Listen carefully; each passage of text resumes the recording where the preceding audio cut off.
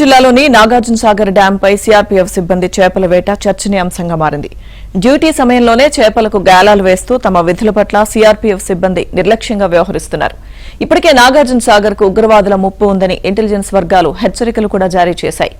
అయినా సీఆర్పీఎఫ్ సిబ్బంది చేపలు పడుతూ తమ విధులను నిర్లక్ష్యం చేయడం పట్ల స్థానికులు ఆగ్రహం వ్యక్తం చేస్తున్నారు.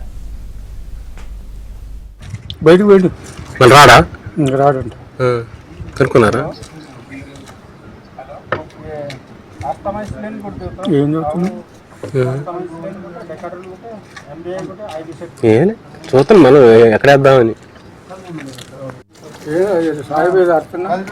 ఎవరు ఏమంటారు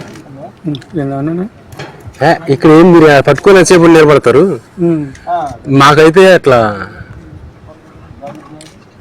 సింపుల్ మంది ఉండేసరికి కమాండెంట్ పట్టండి కదా, అందుకోసం